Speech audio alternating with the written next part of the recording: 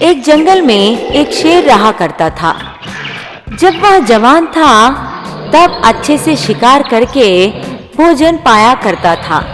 अब वह बूढ़ा हो चुका था, इसलिए तेजी से भी भाग नहीं सकता। इसी वजह से बाकी के जानवर बूढ़े शेर के आगे चिढ़ाना भी शुरू किया। कहते हैं कि ऐसी वृद्धावस्था में अजीब इच्छाएं होती है, वैसे ही शेर को भी एक अजीब इच्छा हुई।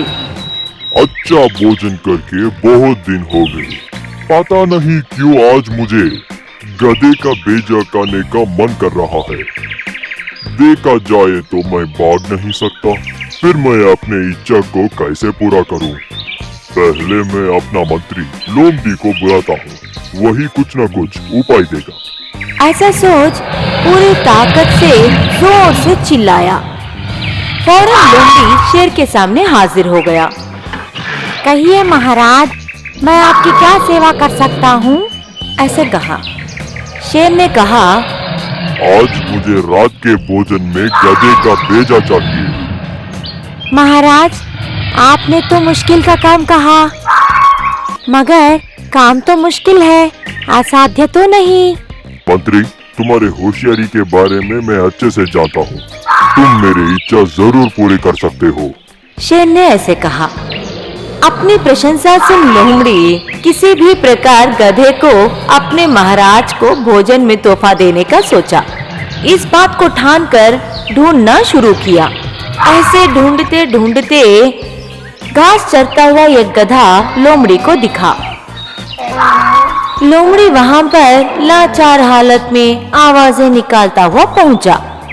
तब गधे ने पूछा, क्या हुआ लोमड़ी भैया, ऐसे क्यों चल रहे हो? क्या कहूँ भाई, मैं बूढ़ा हो चुका हूँ, मेरे कमर में भी मोच आ गया है। अब इस जंगल को नया मंत्री ढूंढने का भार महाराज ने मुझ पर ही डाला। बहुत सोचने पर झट से तुम्हारी याद आई, इसीलिए तुम्हें ढूंढता हुआ आया। मंत्री का स्थान हासिल करना तुम्हें पसंद ही है ना? लोमड़ी की बातों पर गधा सोचने लगा। यह देख लोमड़ी गधे को मनाने के लिए कोशिश कर रहा था। कंक्रीट जंगल जैसे शहर में इंसान पदवियों के लिए झगड़ रहे हैं।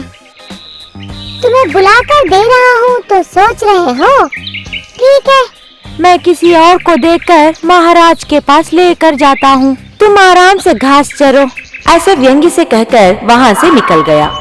लोमड़ी भैया रुको, एक ही साथ इतनी बड़ी पदवी, यह सुनकर मुझे डर लगा, बस उतना ही है और कुछ नहीं। कभी मैं तुम्हारी बात को टाला हूँ क्या? अब समझ आया, मैं इतना भार जो ढोता हूँ तो मंत्री पदवी छोटा सा ही है। चलो मैं भी तुम्हारे साथ महाराज के पास आता हूँ, गधे ने कहा। इस तरह पूरी तरह भरोसा कर गधा लोमड़ी के साथ निकलने पर लोमड़ी बहुत खुश हुआ। दोनों ऐसे चलते हुए महाराज के पास पहुँचे। शेर तो वहाँ पहले से ही इंतजार कर रहा था। महाराज, आपका तोहफा तैयार है।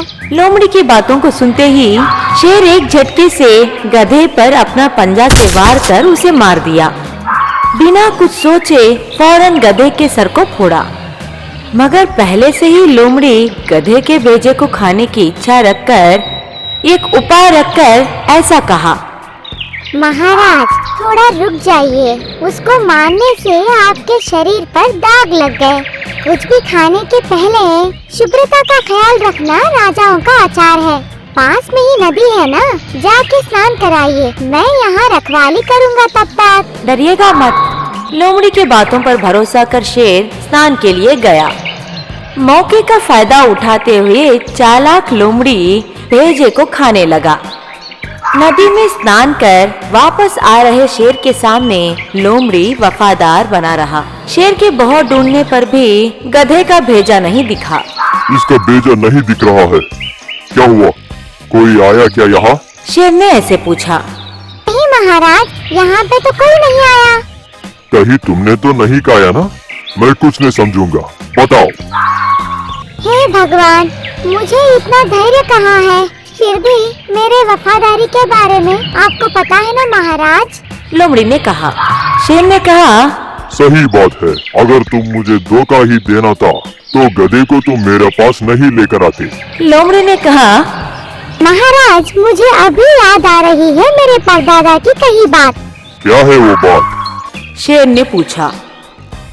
गधा एक बुद्धिहीन जानवर है। बुद्धिहीन जानवरों को भेजा नहीं रहता महाराज। सही कहा था, मैं भी वही सोच रहा था। अगर गधे को भेजा ही होता तो मेरा पास क्यों आता? ये कह जोर जोर से हंसते हुए मांस को खाने लगा। गधे को भेजा नहीं यह बात पर भरोसा कर बुद्धिहीन शेर पर लोमड़ी अंदर ही अंदर हंसने लगा। इसलिए कहते हैं बच्चों, शारीरिक बल से भी मानसिक बल ही श्रेष्ठ है।